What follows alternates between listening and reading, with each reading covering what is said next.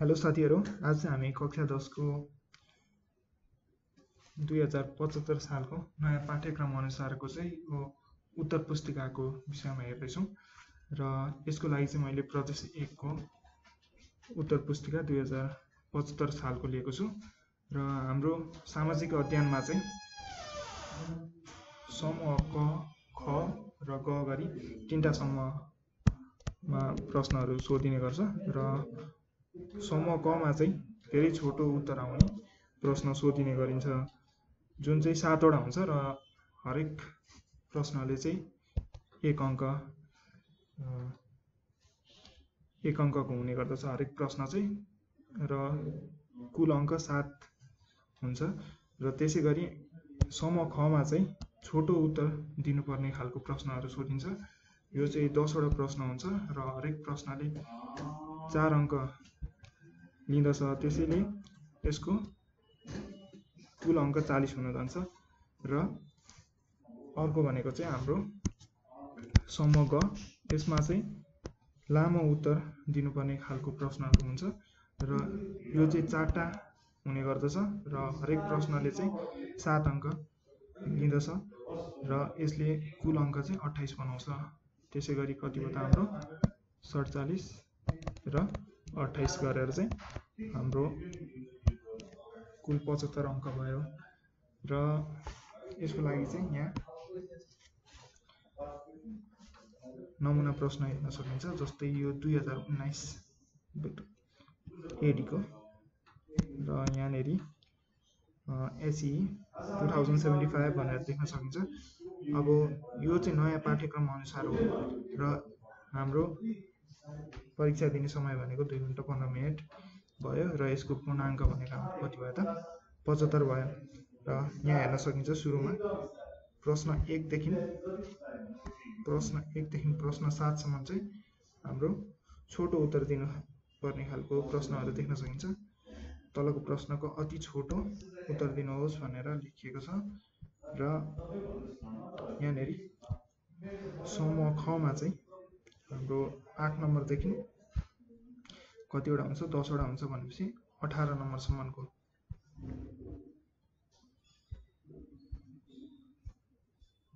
17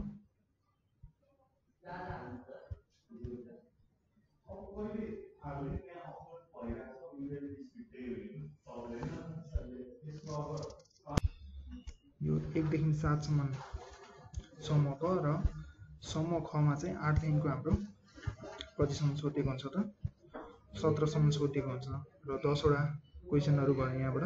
त्यसैगरी समूह ग मा चाहिँ हाम्रो 18 देखि कतिवटा हुन्छ त हाम्रो 4टा प्रश्न हुन्छ भनेपछि 21 सम्म सोधिएको हुन्छ र यसले चाहिँ लामो उत्तरहरू खोज्ने गर्दछ।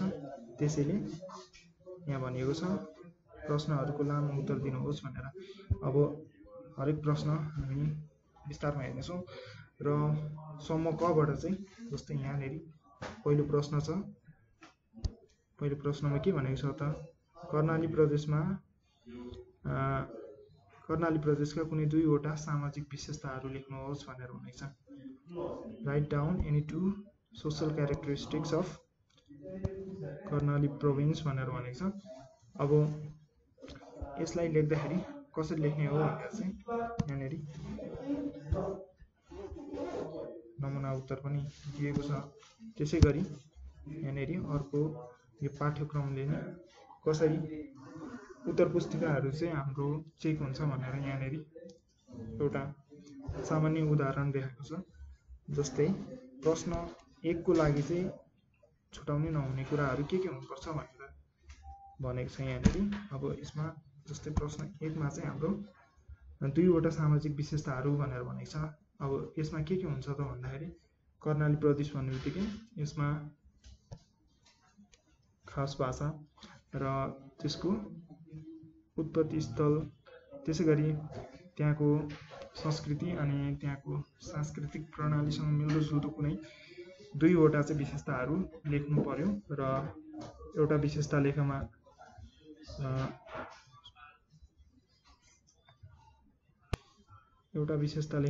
आधा मार्क्स आउनेछ हैन। त्यसैगरी 2टा लेखमा कति हुने भयो त 1 मार्क्स हुने भयो जस्तै यहाँ उदाहरणको लागि हेरौँ, यहाँनेरि देख्न सकिन्छ कि कर्णाली प्रदेशका कुनै दुईवटा सामाजिक विशेषताहरू भनेर यहाँनिर लेखेको छ र यसमा के लेख्न सक्यो त, जस्तै यो प्रदेशमा चाहिँ ठकुरी, क्षेत्री, बाहुन, दलित लगायतका जातिहरूको बहुल्यता छ, यो लेख्न सक्यो। त्यसै गरी अर्को बुदा चाहिँ के लेख्न सक्यो त, यहाँको ग्रामीण भेगमा अझै पनि यी विभिन्न किसिमको कुप्रथाहरू चाहिँ देख्न सकिन्छ र जस्तै यहाँनिर भनेको छ, रजस्वला भएको चेलीलाई गोठमा बास राख्ने छौपडी प्रथा अझै पनि त्यहाँनिर देख्न सकिन्छ। यो कुरा पनि हामीले लेख्न सक्यौँ। यो चाहिँ के भयो त, सामाजिक विशेषताहरू भए हैन। त्यसै गरी अर्को हामीसँग के छ त, प्रश्न नम्बर 2 मा चाहिँ सिपयुक्त जनशक्ति समृद्ध नेपालको आधार हो भनेर भनेको छ हो। यसको मतलब के हो त, skilled human resource is the foundation of the prosperous Nepal भनेर भनेको छ हैन। अब यसको एउटा उदाहरण दिनुहोस् भनेर भनेको छ।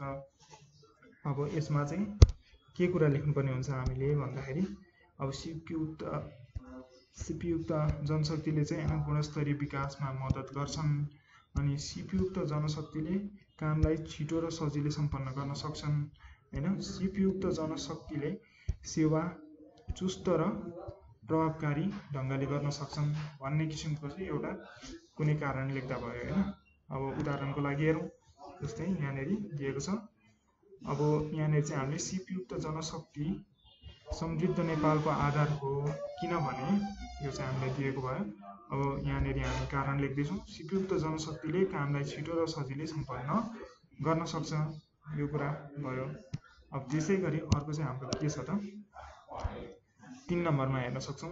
पञ्चबुद्ध नृत्य कस्तो नृत्य हो भनेर भन्दैछ। What type of dance is the Panchabuddha dance. Panchabuddha dance भनेको चाहिँ कस्तो हो त। अब यो 3 नम्बरको कस्तो कुराहरू चाहिँ हामीले छुटाउनु हुँदैन भनेर लेखेको छ यहाँनिर। पञ्चबुद्ध नृत्य भनेको चाहिँ एउटा धार्मिक र परम्परागत नृत्य हो। यो चाहिँ एउटा शास्त्रीय नृत्य पनि हो भनेर लेख्नु पर्यो। अब जस्तै यहाँनिर हेरौँ नमुनामा। अब नमुनामा हेर्ने भने यहाँनिर 3 नम्बरमा पञ्चबुद्ध नृत्य भनेको चाहिँ बुद्ध धर्म र परम्परागत नृत्य हो, जुन चाहिँ केमा आधारित छ त, शास्त्रीय नृत्यमा। र त्यसै गरी अर्को हामी हेर्न सक्छौँ प्रश्न नम्बर 4 मा, मानव बेचबिखन नियन्त्रणमा स्थायी सरकारले खेल्नुपर्ने एक भूमिका उल्लेख गर्नुहोस् भनेर भनेको छ हैन। इङ्ग्लिसमा के भन्न सक्यो त यसलाई, mention a role that should be played by the local government, स्थानीय सरकार, to control the human trafficking भनेर भन्दैछ। अब यसको लागि हामीले के कुराहरू लेख्नुपर्ने हुन्छ भन्दाखेरि, जस्तै यहाँनिर अब चेतना जागरणहरू जगाउने, त्यसै गरी र्याली, सडक नाटक जस्ता कार्यक्रमहरू मार्फत चाहिँ समाजमा जनचेतना प्रदान गर्ने, त्यस्तै गरी सम्भावित जोखिमयुक्त क्षेत्रलाई चाहिँ पहिचान गरेर आयमूलक कार्यक्रमहरू सञ्चालन गर्नु पर्यो। किनभने यही विभिन्न आयहरूको र अरू विभिन्न समस्याहरूले गर्दाखेरि चाहिँ मानिसहरू यस्तो मानव बेचबिखन जस्तो कुराहरूका चाहिँ शिकार भइरहेका छन्। र अर्को के लेख्न सक्यो, अपराधीलाई पहिचान गरी कारबाहीका लागि सिफारिस गर्ने, यस्तो कुराहरू हामी लेख्न सक्छौँ, एउटा लेख्ने कुनै एउटा। र नमुनाको लागि हेरौँ यहाँनिर, जस्तै यहाँ प्रश्न नम्बर 4 मा चाहिँ हाम्रो के छ त, मानव बेचबिखन नियन्त्रणका लागि स्थायी सरकारको भूमिका चाहिँ कस्तो हुन्छ, र्याली, सडक नाटक जस्ता कार्यक्रमहरू मार्फत सचेतना प्रदान गर्ने, यसरी लेख्दा भयो हैन। अब त्यसै गरी हाम्रो प्रश्न नम्बर 5 मा हेरौँ। यसमा चाहिँ शीत युद्ध भनेको के हो भनेर भनेको छ। शीत युद्ध भनेको चाहिँ कोल्ड वार हो। यो हामीले विश्वयुद्धको क्रममा हेरेको थियौँ हैन। विश्वयुद्ध पछाडि, दोस्रो विश्वयुद्ध पछाडि के भएको थियो त, शीत युद्ध भएको थियो। कुन कुन देशको बिचमा, संयुक्त राज्य अमेरिका जुन चाहिँ युएसए र सोभियत सङ्घको बिचमा हो नि। यसमा चाहिँ के भएको थियो भन्दाखेरि पुरै युद्ध चाहिँ भएको थिएन, जस्ट के भएको थियो त, यहाँ चाहिँ एक आपसमा यो क्रिया प्रतिक्रियाको रूपमा मात्रै एकअर्कालाई चाहिँ को शक्तिशाली हो भन्ने होडबाजी चाहिँ चलिरहेको थियो, जसलाई चाहिँ हामी शीत युद्ध भनेर भन्छौँ। र यसको उदाहरण हेर्न सकिन्छ। जस्तै यहाँनिर हामी हेर्न सक्छौँ कि प्रश्न नम्बर 5 को उत्तर चाहिँ के लेखेको छ त, शीत युद्ध भनेको चिसो सम्बन्ध भनेर बुझ्न सकिन्छ। र यो युद्ध भनेको चाहिँ संयुक्त राज्य अमेरिका र सोभियत सङ्घको बिचमा भएको थियो, जसमा चाहिँ शस्त्र हात हतियारको चाहिँ प्रयोग भएको थिएन भनेर भन्न सकियो होइन। त्यसै गरी अर्को चाहिँ हामी के हेर्न सक्छौँ, प्रश्न नम्बर 6 मा के छ त, चालु योजनाको सबैभन्दा महत्त्वपूर्ण चुनौती र त्यसको समाधानको उपाय लेख्नुहोस् भनेर भन्दैछ। Write the major challenges and its solution of the current plan भनेर भन्दैछ हो। चुनौतीहरू र त्यसको समाधानहरू लेख्नु पर्यो हाम्रो करेन्ट प्लानको अहिले चलिरहेको चालु योजनाको विषयमा। अब यसको चुनौतीहरू के छन् त भन्दाखेरि प्रश्न नम्बर 6 थियो हाम्रो होइन, अपेक्षित वृद्धि हासिल गर्न र राजनीतिक स्थिरता भनेर यो चाहिँ हाम्रो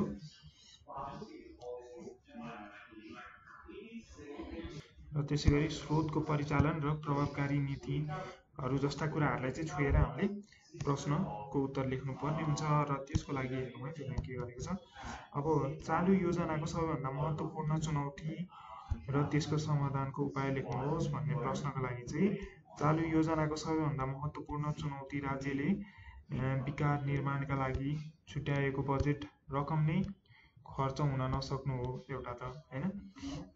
र अर्को भनेको चाहिँ हाम्रो अब यस समस्याले चाहिँ के हुन्छ भन्दाखेरि यसको समाधानका लागि चाहिँ राज्यले प्रादेशिक र स्थानीय निकायका जनप्रतिनिधिहरूको प्रत्यक्ष संलग्नताको चाहिँ के गर्नु पर्यो त, उपभोक्ता समिति गठन गरेर आवश्यक रकम प्रदान गरेर त्यो विकास कार्यलाई चाहिँ त्यो खर्चसँग कसरी जोड्न सकिन्छ र राम्रो बजेट को धारणा लिएर चाहिँ त्यो विकास कार्यलाई चाहिँ त्यो बजेटको लगानीमा कसरी राम्रोसँग पूर्ण गर्न सकिन्छ भन्ने कुराहरूमा चाहिँ विशेष जोड दिनुपर्छ। र यसको लागि चाहिँ हाम्रो यो प्रादेशिक र अहिले स्थानीय निकायहरू छन्, यिनीहरूसँग चाहिँ राम्रोसँग हाम्रो उच्च तह जुन चाहिँ केन्द्र तहदेखि नै राम्रोसँग समन्वय हुनु पर्यो। त्यो विषयमा चाहिँ हामी छुवाएर लेख्न सक्छौँ। त्यसै गरी हाम्रो प्रश्न नम्बर 7 हेर्न सकिन्छ। यसमा चाहिँ स्थानीयकरणका प्रभावकारी स्थानीयकरणलाई चाहिँ प्रभावकारी बनाउन कुनै एक तरिका लेख्नुहोस् भनेर भनेको छ। स्थानीयकरण भनेको चाहिँ लोकलाइजेसन हो। यसको इफेक्ट चाहिँ कसरी अझ इफेक्टिभ बनाउन सकिन्छ भनेर एउटा तरिका लेख्नुहोस् भनेर भनेको छ। अब यसको विषयमा चाहिँ हामीले के लेख्न सकिन्छ भन्दाखेरि अब स्थायी ज्ञान, सिप र प्रविधिको अधिकतम प्रयोग गर्ने होइन, अनि स्थायी पाठ्यक्रम निर्माण र कार्यान्वयन गर्ने, अनि स्थानीय वस्तु र सेवाको उपभोगमा जोड दिने, यस्ता कुराहरू चाहिँ लेख्न सक्यो होइन। अब स्थानीयकरण भनेको के छ त हाम्रो, यो भनेको चाहिँ ठ्याक्कै हाम्रो ग्लोबलाइजेसनको उल्टो थियो। मतलब विकेन्द्रीकरण भनेर भनेको छ नि, त्यो डिसेन्ट्रलाइज गरेर स्थानीय तहसम्म नै विकास पुर्याउने खालको सिद्धान्त चाहिँ स्थानीयकरण भनेर बुझिन्छ। अब त्यसको लागि एउटा नमुना उत्तर हेर्न सकिन्छ। जस्तै यसमा चाहिँ स्थानीयकरणलाई चाहिँ प्रभावकारी बनाउनका लागि श्रम तथा वस्तुको अन्तर्राष्ट्रियकरणलाई निरुत्साहित गरी स्थानीय वस्तुको सेवा र उपयोगमा जोड दिनुपर्छ भनेर भनेको छ। स्थानीय वस्तुहरूको र स्थानीय सेवाहरूको चाहिँ उपयोग गर्न सक्यो भने के हुन्छ त, त्यो स्थानीय क्षेत्रमा चाहिँ अब के हुन्छ, विकास हुने सम्भावना हुन्छ। त्यसैले चाहिँ अब यो स्थानीयकरणको विषयमा चाहिँ हामीले स्थानीय कुराहरूकै बारेमा चाहिँ विशेष जोड दिनु पर्यो। त्यही एउटा हामीले लेख्न सक्यौँ है त। अब हामी प्रश्न अब सम्म खतिर जाँदैछौँ र यसमा चाहिँ यो प्रश्नहरूले चाहिँ अलिकति त्योभन्दा लामो उत्तर खोज्ने गर्दछ है। अब यसमा 4 मार्क्सको हुने गर्दछ, त्यो 1 मार्क्सको मात्रै थियो। र यसमा चाहिँ हामीले के गर्नुपर्छ भन्दाखेरि यहाँ जस्तै प्रश्न 8 मा देखाइएको छ हैन, दुई प्रदेशको नक्सा दिएको छ, यो प्रदेश कुन कुन हो, दुई प्रदेश बीच निम्न बुदाका आधारमा फरक देखाउनुहोस् भनेर भनेको छ। बुदाहरू चाहिँ के छ, पर्यटकीय स्थल हैन, अनि व्यापारिक केन्द्र, त्यसैगरी नदीहरूको आधारमा चाहिँ यो फरक देखाउनु पर्यो। अब यसमा चाहिँ हाम्रो के छ, जस्तै यो भनेको चाहिँ प्रदेश नम्बर 1 हो नि, र त्यसैगरी यो भनेको चाहिँ प्रदेश नम्बर 7 हो हाम्रो हो। अब यसमा के छ त भिन्नताहरू भनेर यहाँनिर हामी एउटा उत्तर हेर्न सक्छौँ। यहाँनिर प्रश्न 8 मा यहाँनिर प्रमुख बुदाहरू दिएको छ हैन, पर्यटकीय स्थलको आधारमा चाहिँ प्रदेश नम्बर 1 मा के छ त, सगरमाथा, कञ्चनजङ्घा जस्ता हिमालहरू छ, बराहा क्षेत्र छ, पथिभरा जस्ता र हलेसी महादेव आदिको मन्दिरहरू छ हैन। त्यसैगरी प्रदेश नम्बर 7 मा चाहिँ अब के छ, शुक्लाफाट वन्यजन्तु आरक्षण केन्द्र, खप्ताड राष्ट्रिय निकुञ्ज छ हैन, खप्ताड नेसनल पार्क र एपी र सयपाल जस्ता हिमालहरू छन्।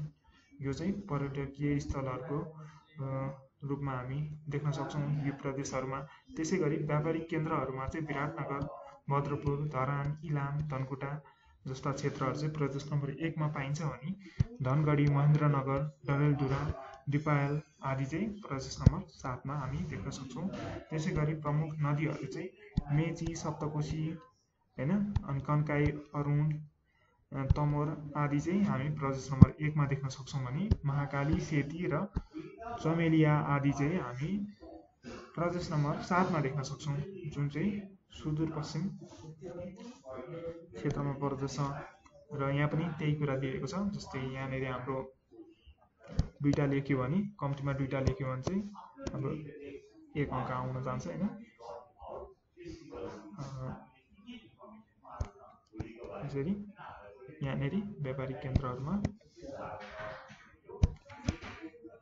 यहाँबाट 1 अङ्क आउने भयो। त्यसैगरी नदीहरूको मा चाहिँ अलिकति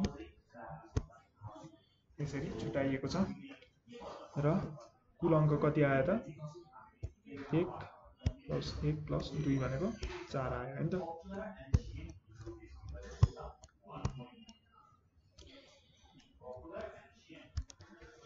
र अर्को हाम्रो प्रश्न नम्बर कति हेरौँ त, 9 हेरौँ है। 9 मा चाहिँ के छ त हाम्रो, माथिल्लो तामाकोशी आयोजना जुन चाहिँ upper Tamakoshi hydro power project भनेर भन्छ हैन। अब यो भनेको चाहिँ राष्ट्रिय गौरवको आयोजना भनेर भनिन्छ यसलाई। It is also called the project of national pride भनेर भनिन्छ हैन। अनि यसबाट चाहिँ राष्ट्रिय विकासका कुन कुन क्षेत्रमा चाहिँ प्रत्यक्ष सहयोग पुगेको छ र 3वटा क्षेत्रको पहिचान गरी लेख्नुहोस् भनेर भनेको छ। अब यसमा 9 नम्बरमा हामी हेर्न सक्छौँ के लेख्नुपर्ने हुन्छ त हाम्रो। अब सञ्चय कोष, लगानी कोष र विद्युत प्राधिकरण, नेपाल टेलिकम, बीमा संस्था आदिको संस्थाहरूको चाहिँ यसमा पूर्ण स्वदेशी पुँजीको लगानी छ हैन, ले सञ्चालन भएको हो यो। अनि अर्को के लेख्न सकिन्छ त, आर्थिक क्षेत्रको विकासमा सहयोग पुग्ने अब यातायात, उद्योग जस्ता कुराहरू र पुँजी परिचालनको क्षेत्रमा पनि यसको विशेष भूमिका छ।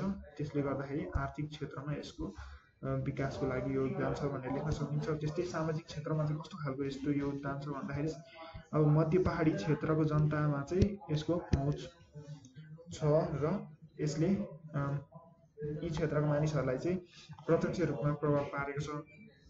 र पर्यावरणीय क्षेत्रमा चाहिँ के छ त यसको भन्दाखेरि प्रदेशको वातावरण संरक्षण र दिगो विकासमा मद्दत पुग्ने र यो क्षेत्रको पहिचान गराउन पनि यसले विशेष भूमिका खेल्ने किसिमको बुदाहरू चाहिँ हामीले समेटेर लेख्नुपर्छ। जस्तै हामीले यहाँनिर एउटा उत्तर हेर्न सक्छौँ है।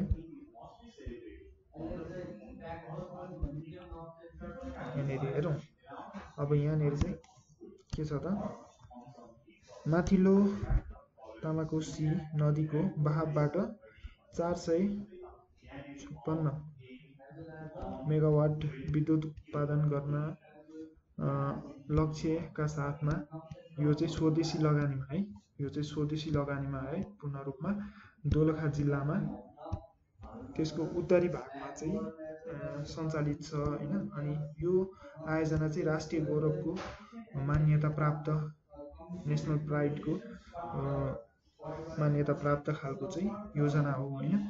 अनि यो एउटा ठुलो योजना हो, त्यसैले यसलाई राष्ट्रिय गौरवको योजनाकै रूपमा मानिएको छ होइन। अनि यस योजनामा चाहिँ सञ्चय कोष, लगानी कोष, विद्युत प्राधिकरण, नेपाल टेलिकम अनि बिमा संस्था होइन, त्यसै गरी अन्य लगायत राष्ट्र सेवक तथा सर्वसाधारणको वित्तीय लगानी रहेको छ। त्यही भएर यो स्वदेशी लगानी भएको हो होइन। अनि त्यसैले यो माथिल्लो तामाकोशी आयोजनालाई चाहिँ राष्ट्रिय गौरवको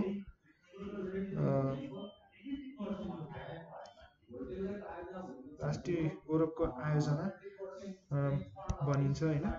त्यसै गरी अब यसमा हामीलाई के पनि लेख्नु भनेको छ त, यो कस्तो किसिमको प्रत्यक्ष सहयोगहरू यसले दिएको छ राष्ट्रको विकासमा भनेर भनेको छ होइन। त्यो विषयमा चाहिँ यहाँ हेर्न सकिन्छ। जस्तै भक्तपुर सूर्य विनायकदेखि तातोपानी सिन्धुपाल्चोकको उत्तरी नाका जोड्ने गोदारी राजमार्गलाई थप विस्तार विकास हुने देखिन्छ। हाम्रो भक्तपुर जिल्लादेखि सिन्धुपाल्चोकसम्म कुन चाहिँ राजमार्ग छ, त्यहाँ गोदारी राजमार्ग छ हो। अब त्यसको विकास उन्नतिहरूमा पनि यसले विशेष योगदान दिने भयो, किनभने त्यही क्षेत्रमा यो विकास हुँदैछ। त्यसैले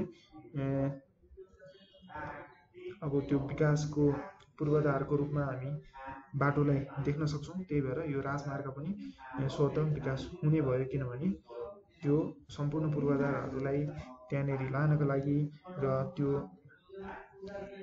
आयोजनालाई चाहिँ त्यहाँ सफल पार्नको लागि चाहिँ त्यहाँ यो राजमार्गको पनि विकास हुँदै जान्छ। र त्यसैले अब माथिल्लो तामाकोशी जलविद्युत आयोजनाको आवश्यक विकास सामग्री ओसार पोसार गर्नका लागि समयमै काम सकाउनका लागि यो महत्त्वपूर्ण भूमिका खेल्छ। त्यसैले यो गोदारी राजमार्ग र त्यहाँको अन्य क्षेत्रहरू पनि विकास हुन्छ, जुन चाहिँ महत्त्वपूर्ण पूर्वाधारहरू रहेका हुन्छन्। र त्यस्तै गरी निर्माण सम्पन्न भइसके पछाडि चाहिँ राष्ट्रिय प्रसारण लाइन, यो नेसनल ग्रिड भन्ने जुन छ हाम्रो सम्पूर्ण देशभरिको हाइड्रो पावरहरूलाई चाहिँ एउटै ग्रिडमा जोड्ने जुन योजना छ, त्योसँग चाहिँ के हुन्छ त, यो उत्पादित विद्युतलाई चाहिँ जोड्न सकिन्छ र राष्ट्रभरि यसको चाहिँ हामीले यहाँ उत्पादन गरेको विद्युतलाई चाहिँ यो राष्ट्रिय प्रसारण लाइनबाट चाहिँ देशभरि पुर्याउन सकिन्छ। यसले चाहिँ के हुन्छ त, लोड सेटिङ अन्त्य हुने र त्यहाँ भएको स्थानीय विकासले चाहिँ सम्पूर्ण देशलाई नै फाइदा हुने चाहिँ देखिन्छ यहाँबाट होइन। साथसाथै नेपालीहरूले चर्को विद्युतीय शुल्क तिर्नुमा पनि अलिकति केही राहत पाउन सक्ने कुराहरू देख्न सकिन्छ। त्यसै गरी 24 घण्टा विद्युत उपलब्ध हुने भएकाले यसले उद्योग, व्यवसाय, अन्य क्षेत्रका लागि चाहिँ सकारात्मक परिवर्तन ल्याउन सक्छ भनेर पनि भन्न सकिन्छ। त्यसै गरी राष्ट्रमा आर्थिक विकास र वृद्धिको लागि चाहिँ महत्त्वपूर्ण मद्दत पुर्याउन सक्ने कुराहरू छ भनेर लेख्न सकिन्छ।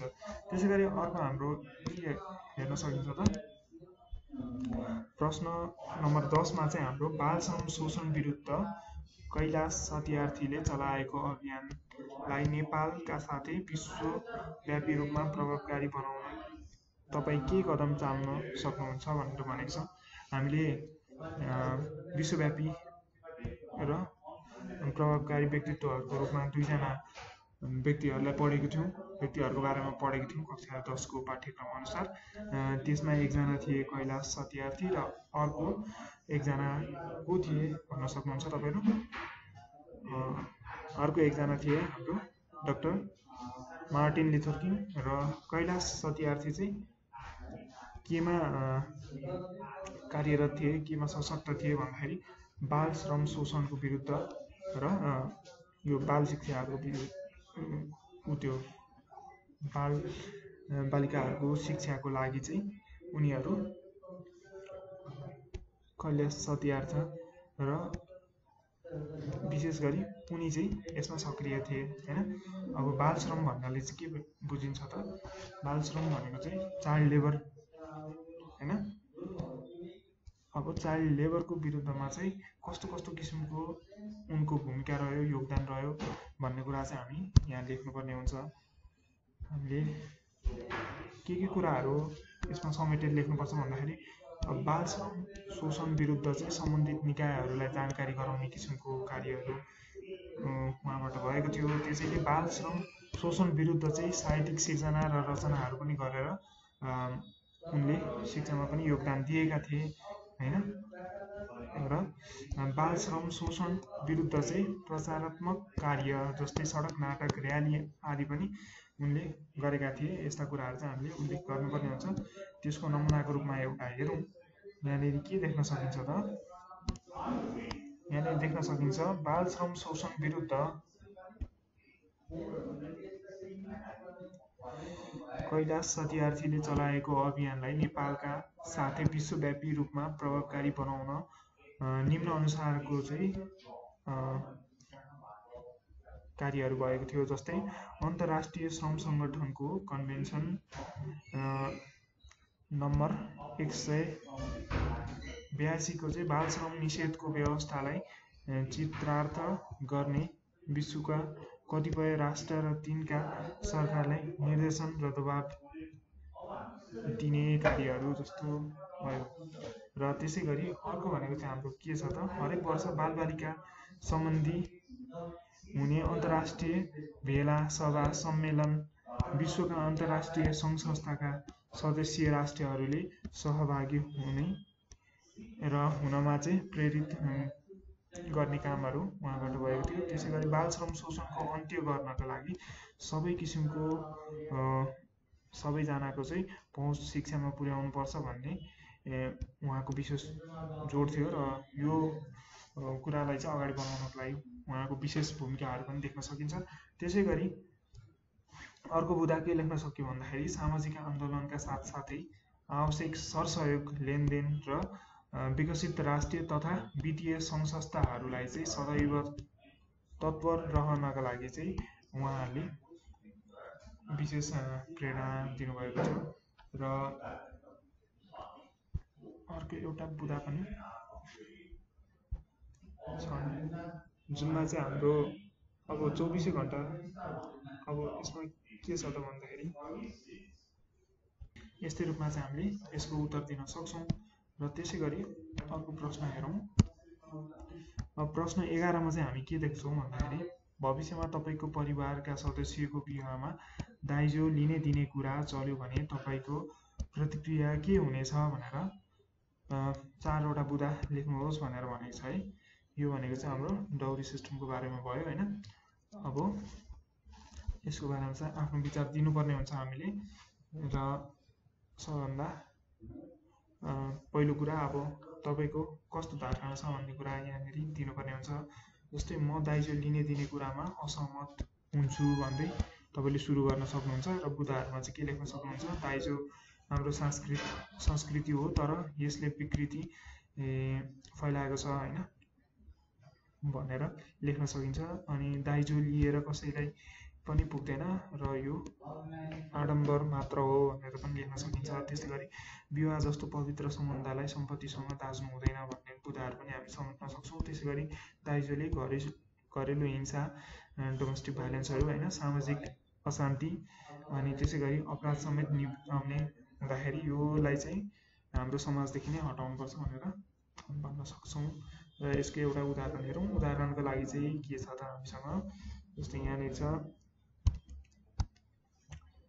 अब भविष्यमा मेरो परिवारको सदस्यको विवाहमा दाइजो लिने दिने कुरा चल्यो भने म निम्नलिखित प्रतिक्रियाहरू दिन्छु भनेर लेख्न सक्यो। जस्तै दाइजो हाम्रो संस्कृति हो तर यसलाई विकृति बनाउनु हुँदैन भनेर अनि यी कुराहरू हामी लेख्न सक्छौँ।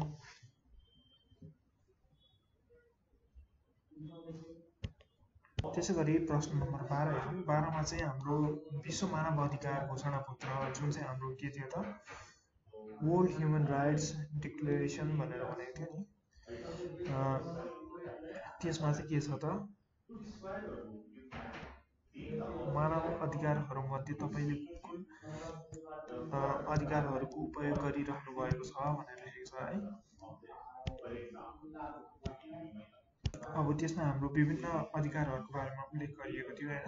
मानव अधिकार भनेको चाहिँ विश्वको सम्पूर्ण जुन पनि मानिस भएर एकताल जन्मे पछाडि चाहिँ उनीहरूको लागि केही अधिकारहरू निहित रूपले आउने गर्दछ होइन।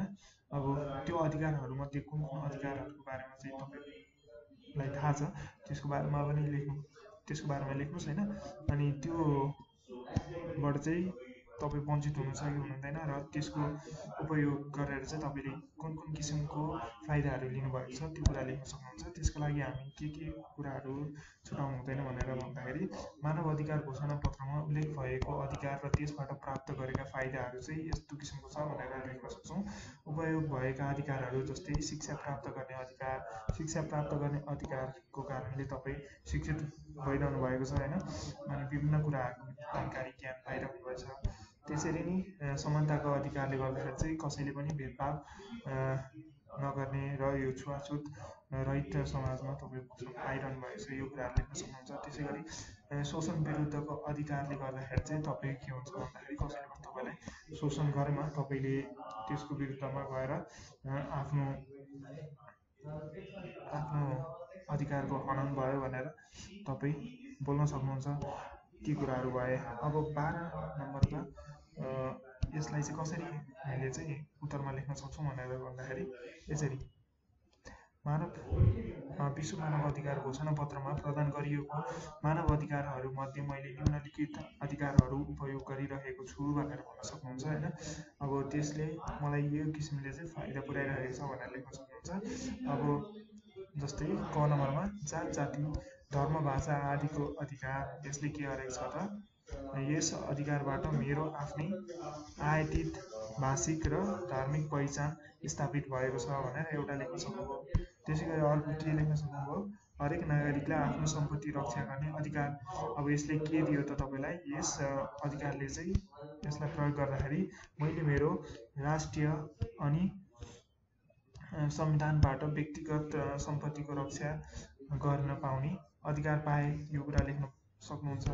अब त्यसै गरी अर्को भनेको चाहिँ हरेक व्यक्तिलाई सम्मान गर्नुपर्ने अधिकार, सम्मानका साथ जिर्नुपर्ने अधिकारहरू। यसमा चाहिँ के हुन्छ त यस अधिकारले चाहिँ यस अधिकारका कारण चाहिँ हरेक नागरिकमा चाहिँ एक किसिमको आत्मसम्मान र सामाजिक प्रतिष्ठाको साथमा जीवनयापन गर्न पाउने वातावरण सिर्जना भएको छ, त्यो विषयमा लेख्न सक्नुभयो होइन। त्यसै गरी अर्को तपाईँले के पनि थप्न सक्नुहुने हो त त्यहाँनिर हरेक व्यक्तिको स्वतन्त्रतापूर्वक जिउन पाउने, सुरक्षित रहने र बाँच्ने अधिकार। यस मानव अधिकारको उपयोगले चाहिँ तपाईँले सम्पूर्ण नागरिक स्वतन्त्रता हासिल गर्न सक्नुहुने भयो र आफूलाई यो स्वतन्त्र रूपले बाँच्ने, आफ्नो सुरक्षाको प्रत्याभूति गर्ने किसिमको चाहिँ सम्पूर्ण कामहरू कुराहरू लिन सक्नुहुने भयो, त्यो कुराहरू लेख्न सक्नुहुन्छ यहाँनिर। र त्यसै गरी अब 17 नम्बरमा हेरौँ। 17 नम्बरमा चाहिँ के छ त संयुक्त राज्य अमेरिका र क्यानाडामा कृषि व्यवसाय कस्तो छ, एग्रिकल्चरको चाहिँ होइन कमर्सियल प्रोस्पेक्टबाट युएसए र क्यानाडामा कस्तो किसिमको वातावरण छ भनेर हामी हेर्न सक्छौँ होइन। अनि यसमा चाहिँ हाम्रो देशलाई पनि व्यवसायीकरण गर्नका लागि उनीहरूबाट कस्तो पाठ सिक्न जरुरी छ भनेर सोधेको छ होइन। हामी यसमा चाहिँ 4टा बुँदा लेख्नु भनेर भनेको छ। अब 4टा बुँदा लेख्नु भनेको छ भनेपछि यहाँनिर जस्तै यो बुँदाहरू चाहिँ छुटाउनु भएन। जस्तै व्यावसायिक खेती गर्न किसानलाई तालिम तथा उन्नत बिउ बिजनहरू चाहिँ प्रदान गरिन्छ उहाँ। अब कृषकलाई चाहिँ कृषिका कच्चा पदार्थहरू प्रयोग हुने जुन किसिमको उद्योगहरू छ त्यो चाहिँ सञ्चालन भएको देखिन्छ ती विकसित देशहरूमा। र सिँचाइको सुविधा नपुगेका ठाउँमा सिँचाइ सुविधाहरू पुर्याउने कुराहरू चाहिँ हाम्रो देशमा के गर्न सकिन्छ भन्ने कुराहरू लेख्न सक्यो होइन। अनि मल खाद अनि बिउ बिजनहरू चाहिँ किसानलाई अनुदानको रूपमा नि दिन सकिन्छ र यसले चाहिँ के हुन्छ जुन गरिब किसानहरू छन् उनीहरूलाई कृषि क्षेत्रमा अझ सहयोग मिल्नेछ र उत्पादित वस्तुलाई चाहिँ बजारसम्म पुर्याउने यातायातको पहुँचमा चाहिँ अभिवृद्धि गराउनको लागि सरकारले विशेष आयोजनाहरू चलाएमा कृषि क्षेत्रमा जो विकसित हुन्थ्यो हाम्रो देशमा नि त्यसै गरी सहकारी खेती चाहिँ गर्नको लागि किसानहरूलाई प्रेरित गर्ने त्यसै गरी किसानहरूलाई चाहिँ उत्प्रेरित गर्न उनीहरूलाई अवकाश पश्चात जीवनयापनको लागि पनि एउटा ग्यारेन्टी किसिमको चाहिँ हामीले दिन सक्नु पर्यो किनभने उनीहरू जीवनभर त्यो कृषि क्षेत्रमा लाग्छन् र उनीहरू त्यो भनेको चाहिँ बल जोस र उमेर हुनुन्जेल चाहिँ गर्न सकिने काम हो। अब एक समयमा चाहिँ के हुन्छ त बुढेसकाले छँदै गए पछाडि ती किसानहरू जसले चाहिँ सम्पूर्ण देशलाई पालिरहेका थिए उनीहरू चाहिँ के हुन्छ त बुढेसकालमा आफैमा चाहिँ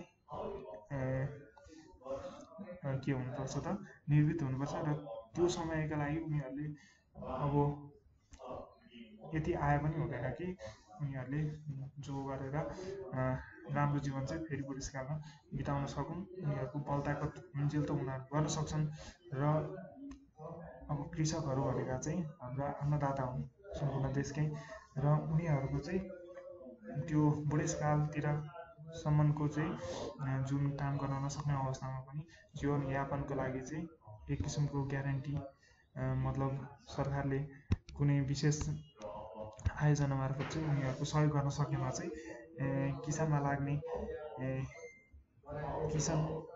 कृषि क्षेत्रमा लाग्ने किसानहरूले निर्धरको साथमा आफ्नो कामहरू चाहिँ गर्न सक्ने र उनीहरूलाई आफ्नो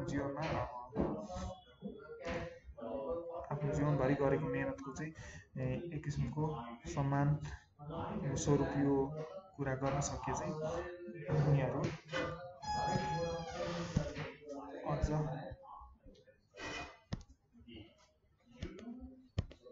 सुरक्षित अनुभूति गरेर चाहिँ आफूलाई यो क्षेत्रमा चाहिँ आबद्ध गरेर राख्न सक्छन् यो कुराहरू भन्न सकियो होइन। त्यसै गरी हामीलाई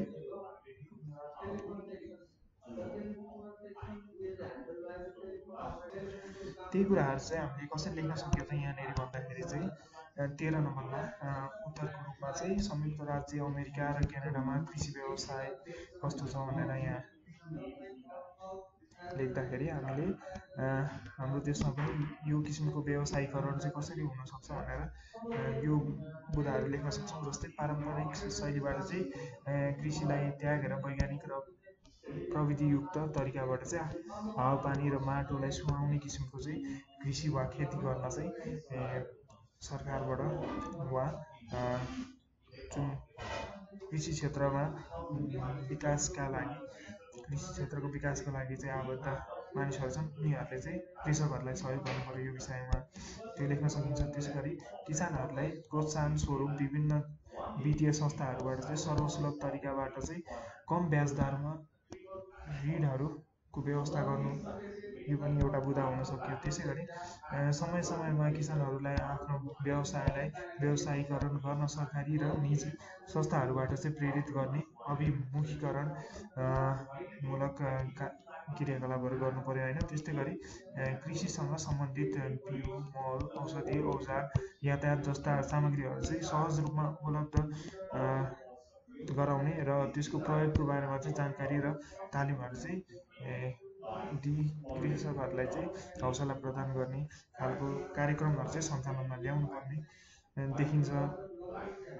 र त्यसै गरी अब हाम्रो के छ त प्रश्न नम्बर 14 हेरौँ।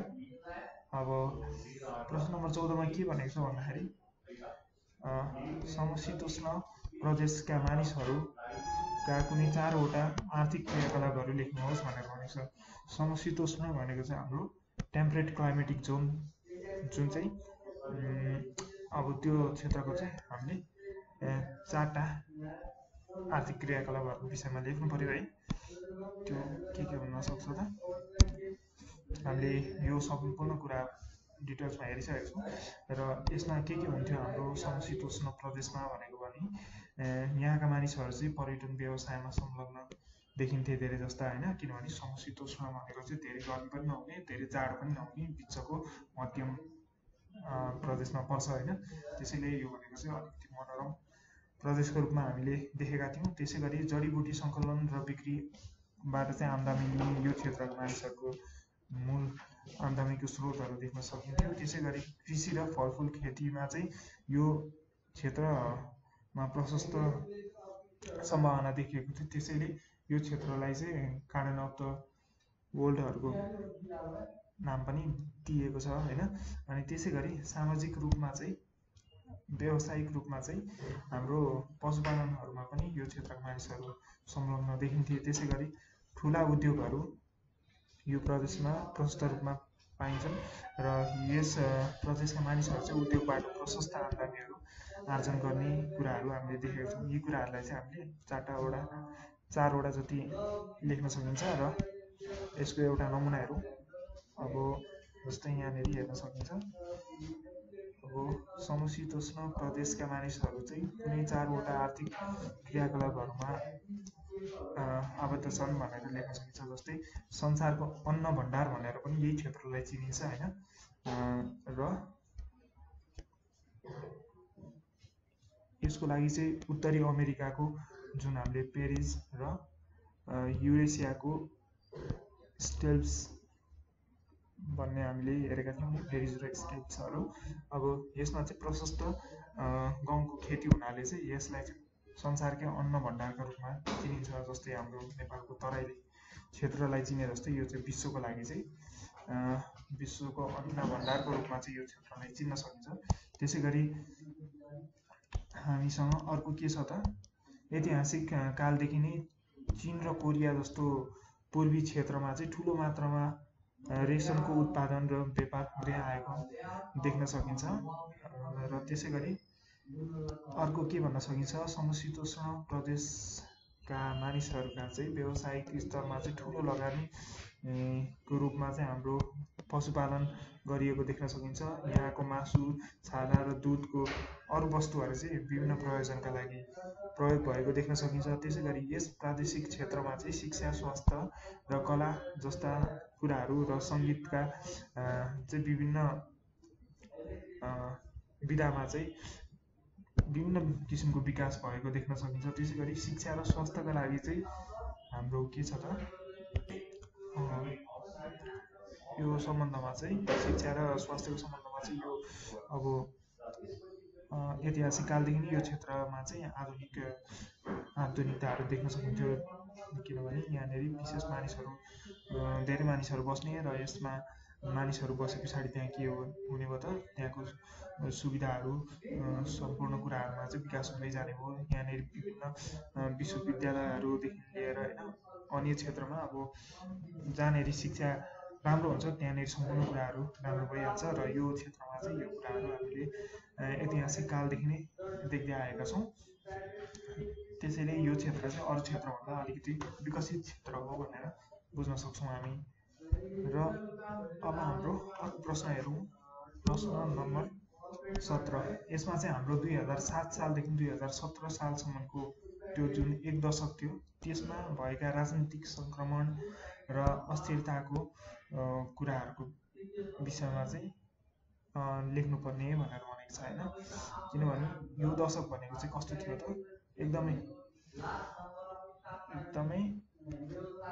पोलिटिकल इन्स्टेबिलिटी भएको पोलिटिकल ट्रान्जिसनको एउटा फेज थियो, जसमा चाहिँ विभिन्न प्रधानमन्त्रीहरू पनि आफ्नो विभिन्न मन्त्रीमण्डलहरू गठन गरे, फेरि त्यो अब जस्तो भयो अनि फेरि अर्को बन्यो र यो 10 सालमै नेपालले चाहिँ आफ्नो प्रथम प्रजातान्त्रिक अभ्यासमा चाहिँ विभिन्न कमजोरीहरू भएका कारणले के गतिविधिहरू भएको थियो भन्ने कुरा चाहिँ यहाँनिर समेटेर लेख्नुपर्ने हुन्छ। जस्तै यहाँनिर छुटाउन नहुने कुराहरू चाहिँ के हुन् भन्दाखेरि अब सरकार छिटो परिवर्तन भइरहेको थियो त्यो समयमा होइन। प्रजातान्त्रिक प्रणालीद्वारा जनमतमा चाहिँ सचेतनाको अभाव थियो, किनभने पहिलोपटक हाम्रो देश अब प्रजातान्त्रिक अभ्यासमा आएको थियो। त्यसै गरी राजा महेन्द्रले चाहिँ यो प्रजातान्त्रिक व्यवस्था चाहँदैनन् थिए र त्यसैले चाहिँ उनी बढीभन्दा बढी आफैमा चाहिँ शक्ति केन्द्रित गर्न चाहन्थे र त्यो कुराको विषयमा पनि हामी छुवाएर लेख्न सक्छौँ। र अपरिपक्व राजनीतिक दलहरू र राणा शासन कायम राख्ने राणाहरूको तीव्र चाहना, यो दुईटा अब नमिल्ने खालको यो विचारहरूले चाहिँ हैन के भयो त यो राजनीतिक घटनाक्रमलाई अझ उथुलपुथुल पार्ने खालको काम गर्यो हैन।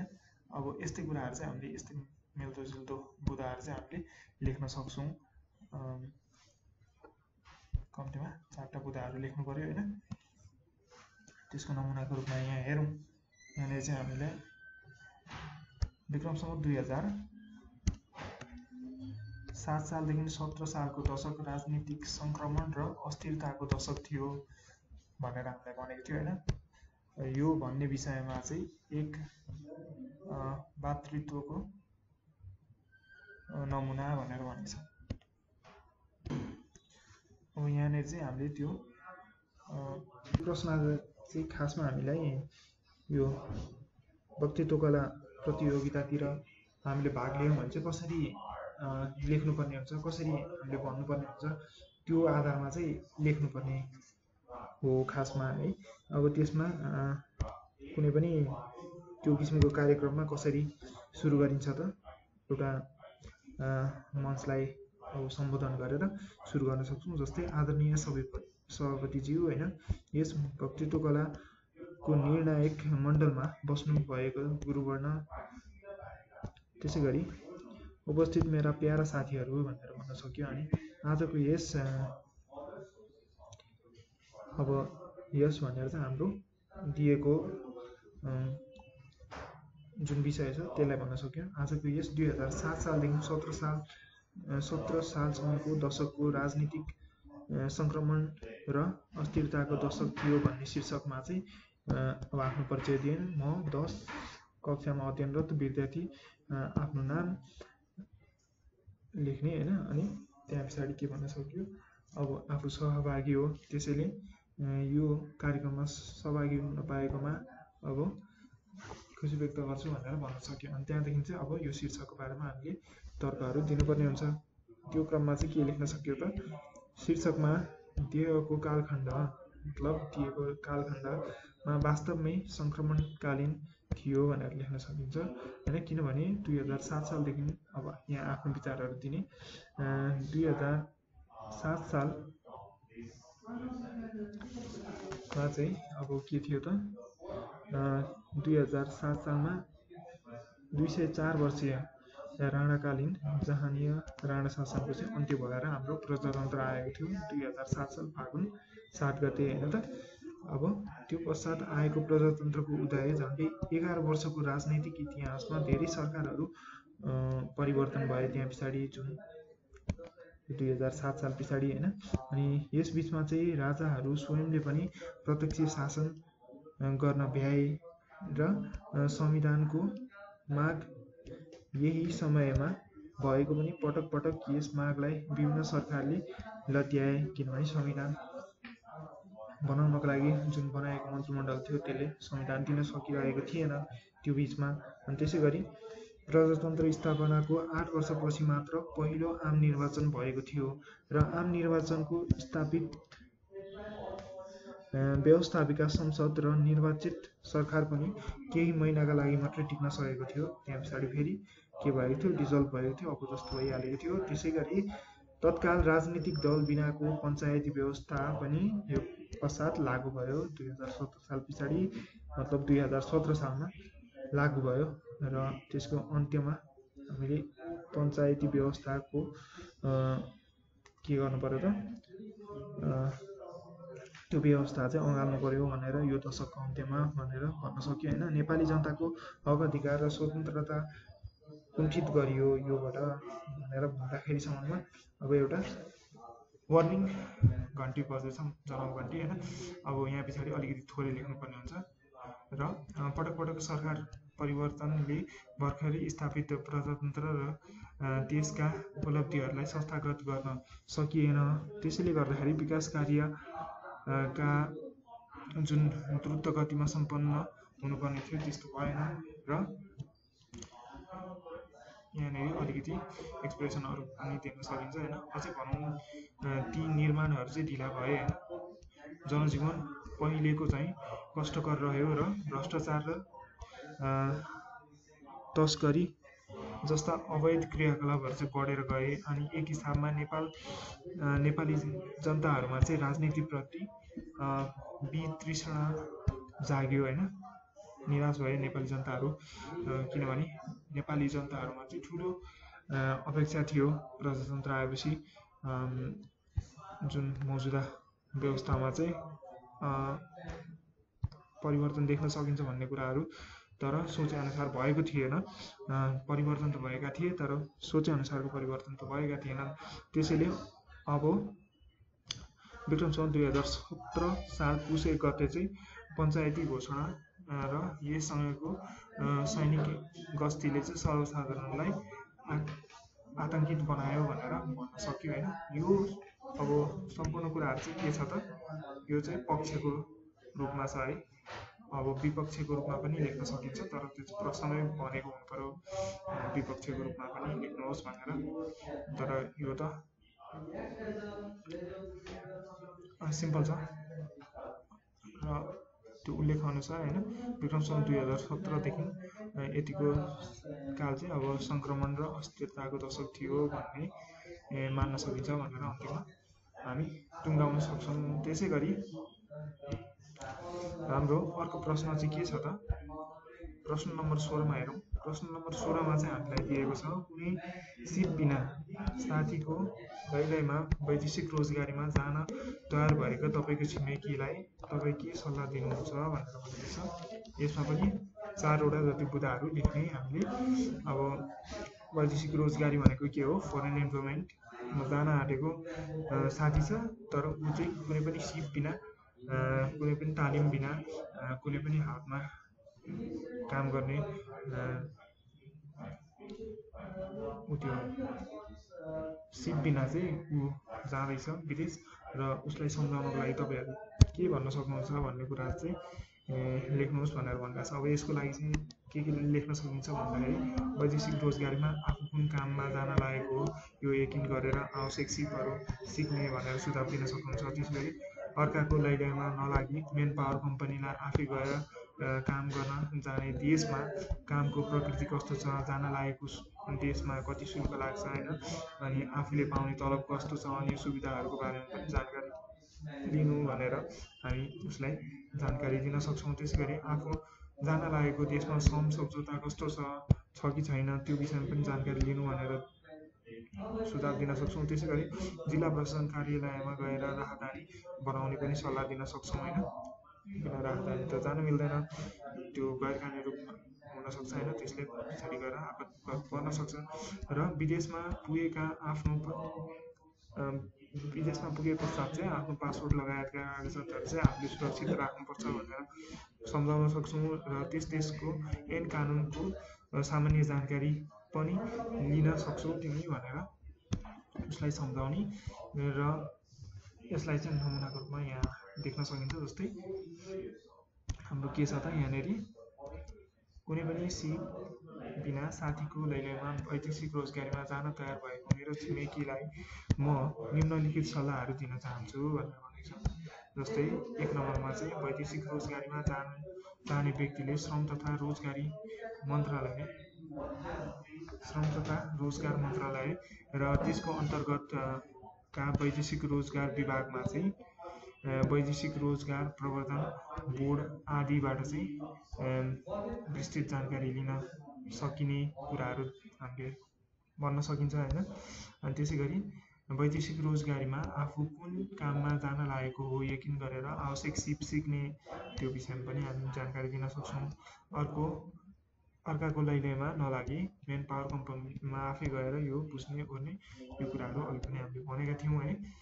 र तलबहरूको बारेमा हुने सुविधाहरूको बारेमा पनि जानकारी लिन सक्ने भनेर यो भन्न सकिन्छ। त्यसै गरी अनि यो सम्झौताहरू भएका छन् कि छैनन्, त्यसै गरी जानकारीहरू लिएका छन् कि छैनन्, यी सामान्य कानुनहरूको बारेमा पनि जानकारी छ कि छैन भनेर उसलाई सोधी खोजी गर्ने यो काम चाहिँ गर्न सक्यो। त्यसै गरी हामीसँग 17 नम्बरमा के छ त, अब यसमा चाहिँ समसामयिक घटना भन्नाले के बुझिन्छ, मतलब करेन्ट एफेयर्स भन्नाले चाहिँ के बुझिन्छ त है। अब अहिले भइरहेका समसामयिक घटनाहरू के कस्ता छन् ती चाहिँ 4टा कुराहरू लेख्नु भनेर भनेको छ। अब यसको लागि चाहिँ अलिकति यो समसामयिक कुराहरू भयो, यो चाहिँ परिवर्तन भइरहन्छ होइन। अब अहिले जब तपाईँहरू इक्जाम दिँदै हुनुहुन्छ त्यतिखेर चाहिँ अब के भइरहेछ हाम्रो राजनीतिमा, देशको राजनीति भयो, विश्वको राजनीति भयो, र कुनै विशेष घटनाहरू घटेको छ भने त्यो कुराहरू पनि लेख्न सक्यो होइन। अनि यो कुराहरू चाहिँ हाम्रो समसामयिक घटना भनिन्छ होइन, त्यसलाई त्यो कुरा लेख्न सक्यो। र यस्ता घटनाहरूले चाहिँ विविध पक्षहरूलाई चाहिँ समेटेको हुन्छ होइन। सामाजिक, आर्थिक, राजनैतिक, सांस्कृतिक, विज्ञान, वातावरण, यी सम्पूर्ण कुराहरूको बारेमा लेख्न सकिन्छ। जस्तै अहिले हाम्रो अब 2020मा चाहिँ के भएको थियो त, 2020 इस्वी सम्बन्धमा चाहिँ हाम्रो जस्तै यो कोरोना भाइरसहरू आयो, विभिन्न गतिविधिहरू भयो, यो चाहिँ समसामयिक विषय भयो होइन। अब यसका बारेमा लेख्न सक्यो होइन। अब त्यो चाहिँ अलिकति डाइनामिक किसिमको छ, यो चाहिँ आफूले समसामयिक विषयमा लेख्ने। र जस्तै यहाँनिर एउटा चाहिँ उदाहरण दिएको छ, उदाहरणमा हेरौँ है। उदाहरणमा चाहिँ के देख्न सकिन्छ भन्दाखेरि वर्तमान समयमा विश्वभरि हुने विविध घटनाक्रमलाई समसामयिक घटना भनेर भनिन्छ होइन। अनि यो कुराहरू त्यही छन्। जस्तै अनि वर्तमान विश्वका 4वटा समसामयिक घटनाहरू भनेर भनेको छ यहाँ। जस्तै तिको विकासका लागि भएका प्रयासहरू, निशस्त्रीकरण भनेर भनेको छ होइन। यो चाहिँ नन एम्युनेसन समथिङ त्यस्तै के भन्ने हो।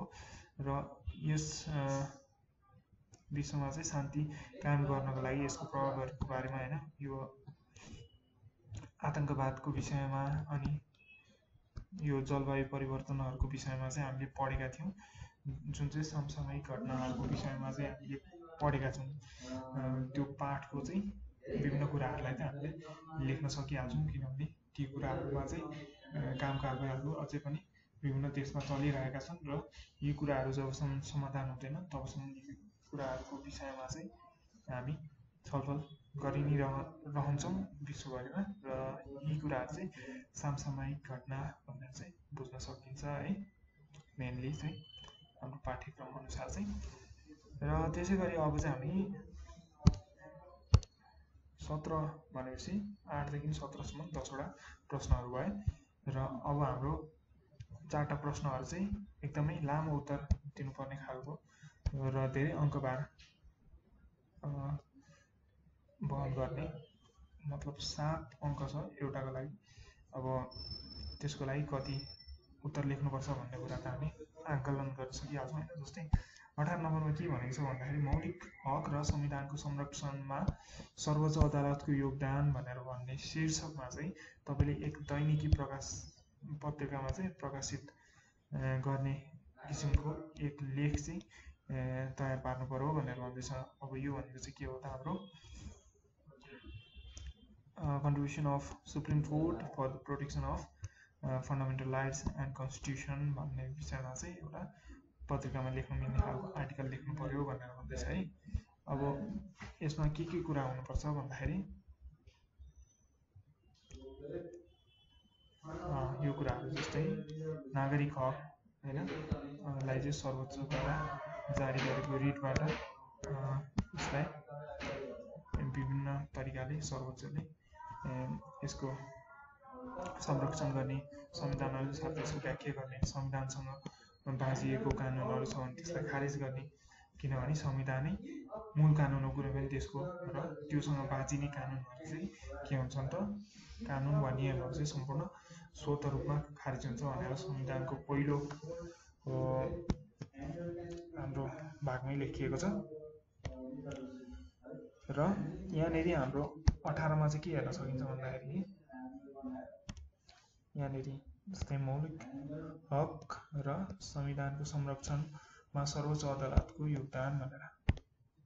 मौलिक अधिकारको विषयमा चाहिँ के छ भन्दाखेरि यो मौलिक अधिकारको चाहिँ हनन भएमा चाहिँ कुनै पनि अब मानिसले उसको मौलिक हक अधिकारबाट चाहिँ वञ्चित भएको खण्डमा चाहिँ उसले संविधान जुन चाहिँ हाम्रो यो सम्पूर्ण मौलिक हक अधिकारको संरक्षकको रूपमा सुनिश्चित गर्ने एक किसिमको कानुनको सर्वोच्च रूप मानिन्छ। अब त्यसको माध्यमबाट चाहिँ के गर्न सकिन्छ भन्दाखेरि यसको हनन भएमा वा योबाट चाहिँ वञ्चित भएको मानिसले चाहिँ सिधै सर्वोच्चमा गएर यसको उप चाहिँ दाबी गर्न मिल्छ र यसको लागि चाहिँ सर्वोच्चले फैसला गर्नुपर्ने हुन्छ र यो एकदमै महत्त्वपूर्ण विषय छ र यसलाई चाहिँ हामीलाई अलिकति फर्मेट मिलाएर लेख्नुपर्ने हुन्छ। अब त्यसको लागि चाहिँ के छ भन्दाखेरि यो चाहिँ कुनै पनि पत्रिकामा लेख्ने किसिमको त्यो लेख हुनुपर्छ। त्यसैले सर्वप्रथम यसमा हामीले हेर्नुपर्ने भयो त्यसको शीर्षक लेख्नुपर्ने हुन्छ र यसको लागि चाहिँ मौलिक हक र संविधानको संरक्षणमा सर्वोच्च अदालतको योगदान भनेर एउटा शीर्षक दिन सक्यो। अनि त्यसै गरी यहाँनिर आफ्नो ठेगाना लेख्ने गैरीगाउँ नयाँ बानेश्वर अनि मिति अब काठमाडौँ वैशाख 30 गते भनेर लेखेको छ। अनि त्यहाँ पछाडि अलिकति यहाँनिर ठाउँ छोडेर सुरु गर्न सकिन्छ। जस्तै यहाँनिर भनेको छ राज्यका 3 महत्त्वपूर्ण अङ्गहरूमध्ये न्यायपालिका पनि एक हो र न्यायपालिकाले चाहिँ कानुनको व्याख्या गर्ने न्यायिक पुनरावलोकन त्यसै गरी हाम्रो आम नागरिकहरूको चाहिँ कानुनको व्याख्या गर्ने अनि आम नागरिकहरूको मौलिक हकको संरक्षण गर्ने लगायतका कार्यहरू चाहिँ के को काम हो त न्यायपालिकाको काम हो, मतलब जुडिसियरीको काम हो होइन। अनि कानुन उल्लङ्घन गर्नेहरूलाई कानुनी सजाय दिएर कानुनी सर्वोच्चता र विधिको शासन चाहिँ लागू गराउने र त्यसै गरी लोकतान्त्रिक व्यवस्थामा जुन व्यक्तिहरूको जीवन स्वतन्त्रता सुरक्षाको चाहिँ सच्चा पहरेदारी चाहिँ को हो त यसको पहरेदार चाहिँ को हो भन्दाखेरि हाम्रो न्यायपालिका हो होइन।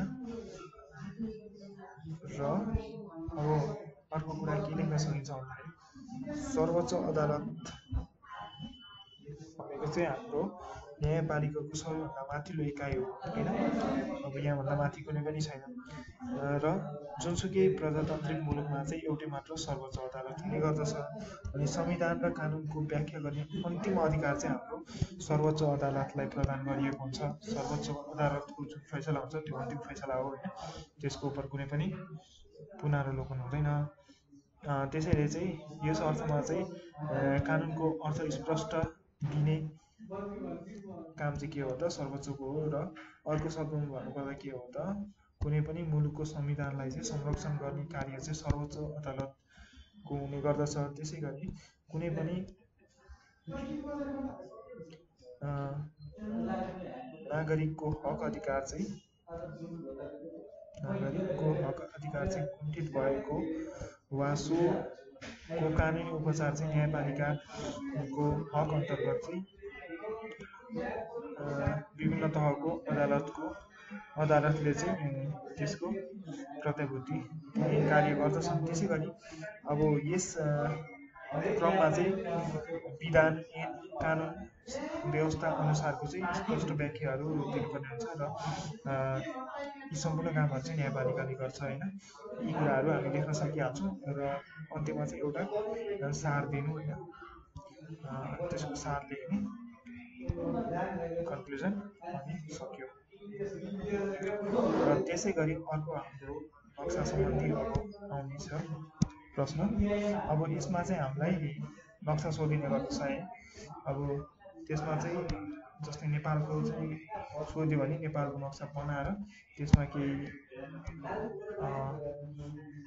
केही कुराहरू हामीलाई देखाउँछ। जस्तै यो कुरा चाहिँ नक्सामा देखाउनु पर्ने हुन्छ होइन।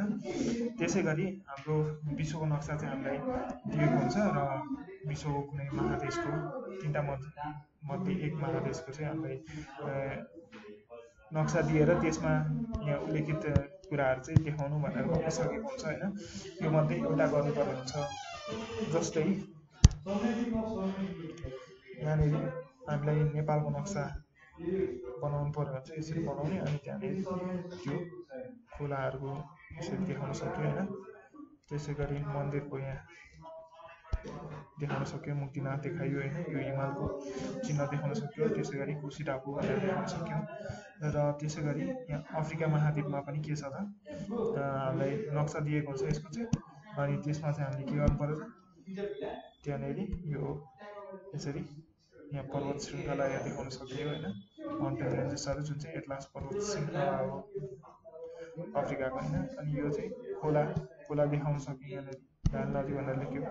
त्यहाँदेखि यहाँ नामिब मरुभूमि, त्यसै गरी यहाँनिर चाहिँ माडागास्कर महाद्वीप होइन, एउटा द्वीप, यही कुरा हामी यहाँ पनि हेर्न सक्छौँ होइन। गणेश हिमाल, कोशी टापु, मुक्तिनाथ, कर्णाली देखाउनु भनेको छ, त्यही कुरा देखाएको छ। यहाँनिर उत्तर भनेर देखाउने, उत्तर दिशा भनेर। अनि त्यसै गरी यहाँनिर हाम्रो महाद्वीपलाई पनि यसरी लेखेर त्यसको नाम दिन सकियो है। अब त्यसै गरी अर्को प्रश्न हेर्ने भने चाहिँ हाम्रो के छ त, अर्को प्रश्नमा चाहिँ हाम्रो 20 नम्बरको प्रश्नमा हेरौँ। दोस्रो विश्वयुद्धका कारणहरू नि के थियो त, प्रथम विश्वयुद्धका परिमाणहरू सँग अन्तर्सम्बन्धित छन् कसरी भनेर सोधेको छ होइन। अब त्यसको विषयमा चाहिँ हामीले छुटाउनु नहुने कुराहरू के छन् भन्दाखेरि, जुन भर्सलिजको सन्धि भएको थियो होइन, त्यो नि पक्षपाती किसिमको थियो होइन, त्यसको बारेमा त लेख्नै पर्यो। अनि तानाशाही शासन जुन त्यसको उदयहरू भयो त्यो विषयमा पनि लेख्न सक्यो, जुन कम्युनिस्ट विचारधाराको उदय भयो त्यो कुराहरू पनि लेख्न सक्यो। अनि त्यसै गरी प्रथम विश्वयुद्धको परिमाणले चाहिँ दोस्रो विश्वयुद्धको वातावरण र कारण सिर्जना गरेको कुराहरू चाहिँ हामीले यसरी मिलाएर यो कुराहरूलाई समेटेर लेख्नुपर्ने हुन्छ। त्यसको लागि एउटा हामी यो हेरौँ। अब यहाँनिर देख्न सकिन्छ, के देख्न सकिन्छ भन्दाखेरि हाम्रो जस्तै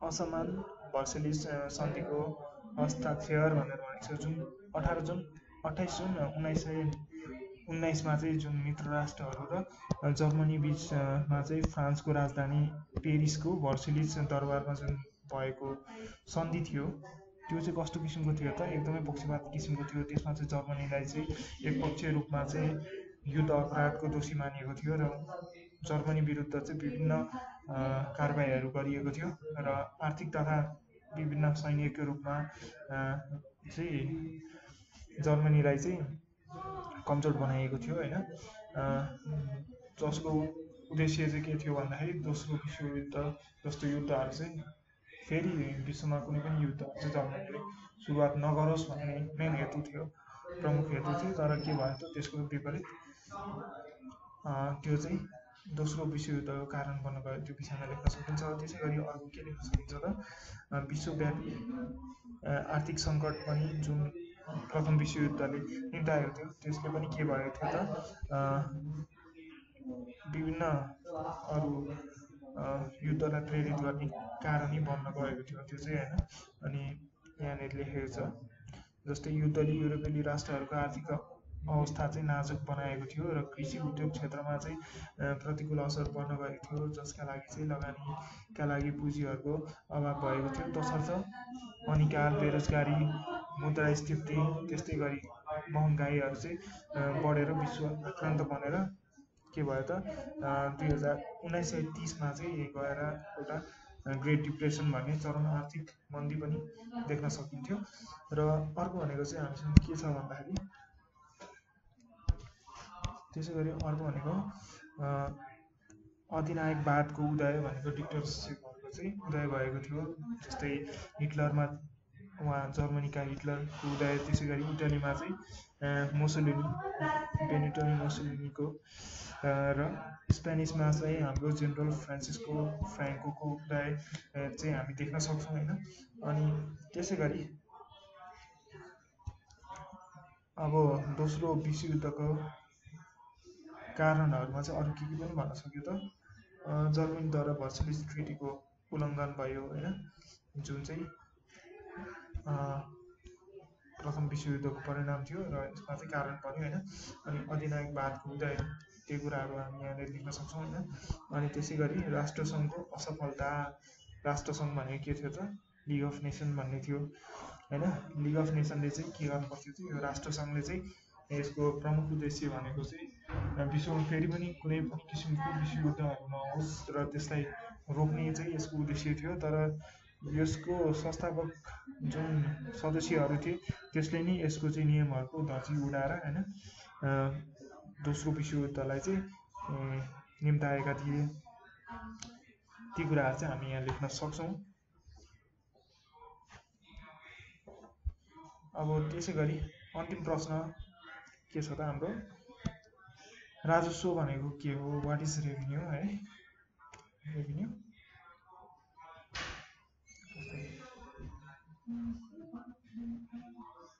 यसलाई राज्य कर पनि भनेर बुझ्न सकिन्छ होइन।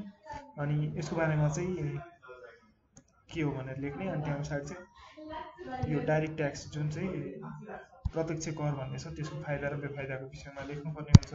अब त्यसको लागि चाहिँ के लेख्न सकिन्छ, राजस्व भनेको चाहिँ सरकारले विभिन्न स्रोतबाट प्राप्त गर्ने आय, आम्दानी, अनुदानहरूको कुराहरू चाहिँ के हो त राजस्व भन्ने कुरा हामी बुझ्छौँ। र प्रत्यक्ष करको फाइदाहरू के हुनसक्छ भन्दाखेरि प्रगतिशील कर भयो यो एउटा होइन। अनि करको सुनिश्चितता हुन्छ यसमा, अनि कर सङ्कलनमा सरलता हुन्छ। त्यसै गरी समतामूलक कर र त्यस्ता बुदाहरू चाहिँ हामी उल्लेख गर्न सक्छौँ। र त्यसै गरी प्रत्यक्ष करको बेफाइदाहरू चाहिँ के हुन्छ, कर छल्नेको सम्भावना देखिन्छ यसमा। त्यसै गरी अनिश्चित व्यक्तिले मात्र कर, कुनै निश्चित व्यक्तिले मात्रै कर तिरेर कतिले कर तिरेनन् भन्ने कुरा चाहिँ छुटाउन गाह्रो हुन्छ र कुनै निश्चित वर्गहरूमा मात्रै यो करको चाहिँ भार पर्न गएको देख्न सकिन्छ। त्यसै गरी भ्रष्टाचारको सम्भावनाहरू पनि देख्न सकिन्छ यसमा। र त्यसै गरी सीमित स्रोत जस्ता बुदा लेखी छोटकरीमा चाहिँ हामी यो विषयमा लेख्न सक्छौँ। यसको नमुना उत्तर हेरौँ होइन। यसमा चाहिँ के छ भन्दाखेरि हाम्रो राज्यले विभिन्न स्रोतबाट आम्दानी प्राप्त गर्छ होइन। त्यो चाहिँ आम्दानीहरूको चाहिँ सार्वजनिक आय वा राजस्व भन्ने बुझिन्छ त्यसलाई होइन। अनि यसले चाहिँ के हुन्छ भन्दाखेरि सरकारले आफ्नो